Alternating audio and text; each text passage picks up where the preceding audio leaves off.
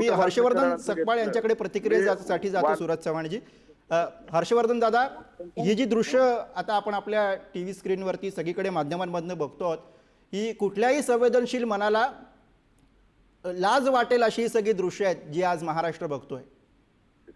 निश्चित निश्चित यापूर्वीच हा सर्व घटनाक्रम हा महाराष्ट्राच्या जनाजनांपर्यंत हा पोहोचला होता आणि एकंदरीत आज जे चित्र बीडचं आणि त्या ठिकाणची असणारी जी गुन्हेगारी सर्व टोळी आहे या विषयात आणि त्याचे जे कृत्य आहे हे सर्वांच्या पुढे आलेले आहेत. मात्र दुर्दैवाने कुठे जातीपातीच्या माध्यमातून या प्रकरणाला ते वेगळं वळण देण्याचा प्रयत्न होतोय. असंही पाहता जो गुन्हेगार असतो त्याला कुठली जात नसते, धर्म नसतो, तो गुन्हेगारच असतो.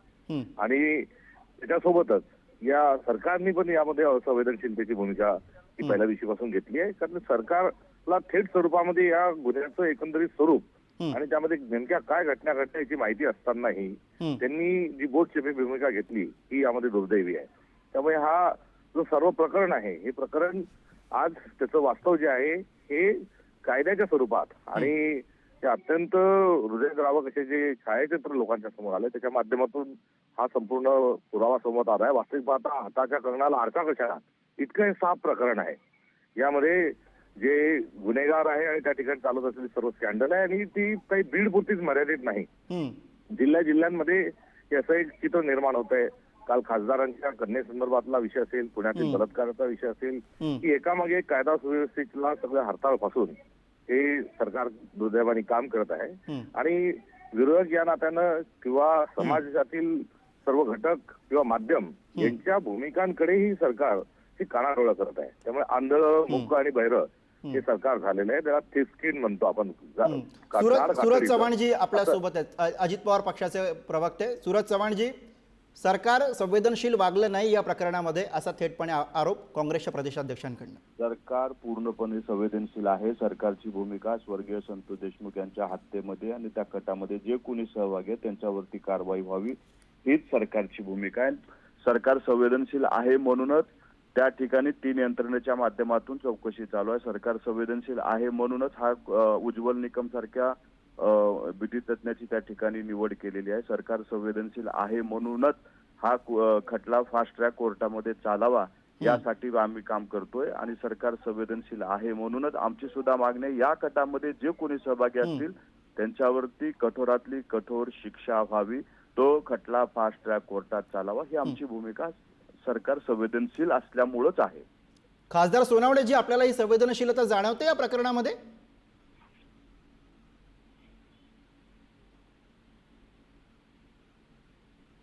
बजरंग अप्पा, आपल्याला ही संवेदनशीलता जाणवते का सरकारकडनं जी व्यक्त होते सूरज चव्हाणांच्या बोलण्यात? आणि 3 चौकशींचा अहवाल जो दिला गेला आणि सांगितलं गेलं तेव्हा सरकार जेव्हा न्यायाची भूमिका करतं ते त्यांची मूलभूत जबाबदारी आहे. त्याच्या संवेदनशीलतेचा काही विषय आणि या सगळ्या ज्या मागण्या पूर्ण झाल्या आहेत त्या काही सरकारने सुमोटो केलेल्या नाही. त्यासाठी नागरिकांना रस्त्यावर यावं लागलं, विरोधकांना आगपाखड करावं लागली, त्यांच्याच पक्षातील काही लोकांनाही या संदर्भामध्ये ते बोलले. त्यामुळे सरकार हे डोळे बंद करून बसलेलं होतं. याची संवेदनशीलता ही गहाण पडलेली होती. जेव्हा नाकाच्या वर पाणी जात आहे आणि आता महाराष्ट्रामध्ये आपले वाभाळे निघतात अब्रूचे हे लक्षात आल्यानंतर सरकारने हे आपली अब्रू वाचवण्याकरता केलेला हा केविलवाणा प्रयत्न होता. वास्तविक पाहता नैतिकतेच्या आधारावर पहिला राजीनामा लालबहादूर शास्त्री जो दिला तो रेल्वेचा अपघात घडला. मी रेल्वे मंत्री म्हणून लालबहादूर शास्त्रींनी पहिला राजीनामा दिल्यानंतर नैतिकतेचा प्रश्न सरकारच्या मंत्र्यांच्या माध्यमातून हा त्या ठिकाणी एक मापदंड स्थापित झाला.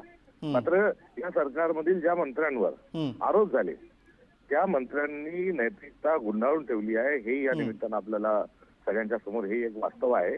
आणि सोबतच मुख्यमंत्री जे आहे हे थेट बसकाजोगला जाणे, बीडला जाणे, त्यांनी कायदा व सुव्यवस्थेच्या अनुषंगानं कुठली कारवाई करणं हे देखील त्या ठिकाणी घडलं नाही.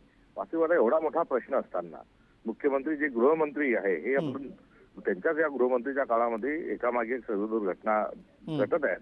त्यांनी देखील या ठिकाणी या प्रकरणात जाऊन थेट स्वरूपाची कुठली चर्चा करणं, हस्तक्षेप करणं म्हणजे गृहमंत्री राहणार त्यांना चुकीच्या अर्थानं किंवा नव्हे तर हे देखील त्यांनी केलं नाही. आणि ज्यांच्यावर आरोप आहेत याची पाठराखण हे सरकार करत असताना ही जबाबदारी जी आहे ही संपूर्णतः असंवेदनशीलतेच्या अनुषंगाने सरकारची आहे. सूरज चव्हाणजी, ज्यांच्यावर आरोप आहेत त्यांचं पाठराखण हे सरकार करतंय असा थेट आक्षेप इथं हर्षवर्धन सकपाळ घेताना दिसत आहेत. असं नाहीये. अनेक काँग्रेसमधल्या अनेक नेत्यावरती अनेक वेळा आरोप झाले होते. आरोप केलं राजकारणामध्ये विरोधक म्हणल्यावर आरोप होत असतात. विरोधी पक्ष नेते आरोप करतात आणि हा एक राजकीय तुमचा भाग आहे.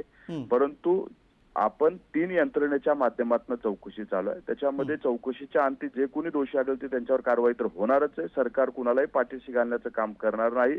आता विरोधक ह्या प्रकरणाचं राजकारण करतात. आपल्या सगळ्यांची भूमिका हीच राहिली पाहिजे की स्वर्गीय संतोष देशमुख यांच्या हत्येमधले जे कोणी मारेकरी आहेत त्यांच्यावरती शिक्षा झाली पाहिजे.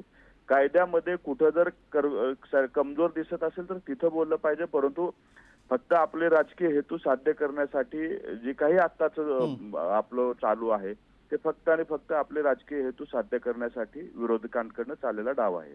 बर, धन्यवाद सूरज या सविस्तर प्रतिक्रियेसाठी. धन्यवाद आपले. तर राष्ट्रवादी अजित पवार पक्षाचे प्रवक्ते सूरज चव्हाण यांची ही प्रतिक्रिया. सरकारकडनं 3 यंत्रणांच्या माध्यमातून चौकशी सुरू आहे आणि लवकरच या सगळ्या घटनेमधल्या मास्टर माइंडपर्यंत सरकार पोहोचेल आणि त्या सगळ्यांवरती कठोरातली कठोर कारवाई केली जाईल अशी भूमिका त्यांनी सरकारच्या वतीनं मांडलेली आहे. दुसरीकडे अर्थातच या सगळ्या प्रकरणामध्ये ज्या पद्धतीनं सरकारकडनं हे प्रकरण हाताळलं गेलं त्यावरती विरोधकांना आक्षेप आहेत, विरोधकांचे आरोप आहेत. त्यामुळे आता ही दृश्य समोर आल्यानंतर, हे फोटो समोर आल्यानंतर तरी आता कशा पद्धतीनं नैतिकतेला महाराष्ट्राच्या राजकारणामध्ये थारा मिळतोय, स्थान मिळतंय, हे पाहणं महाराष्ट्राच्या दृष्टीनं, आपल्या सर्वांच्या दृष्टीने महत्त्वाचं असणार आहे. महाराष्ट्राला सुन्न करणारी ही घटना आणि या घटनेचे हे फोटो आता या क्षणाला आपण सगळे बघतोय. या घटनेनंतर आरोपी महेश केदार याचं हे क्रूर हास्य कॅमेऱ्यानं टिपलेलं आहे. रॉडनं मारहाण करताना प्रतीक घुले या दृश्यांमध्ये आपल्याला दिसतोय. देशमुखांच्या छातीवरती पाय देताना हे मारेकरी दिसत आहेत. अत्यंत क्रूर असा हा सगळा प्रकार आहे, सैतानाला लाजवणारा हा सगळा प्रकार आहे जो आता या दृश्यांच्या माध्यमातून पुढे आला.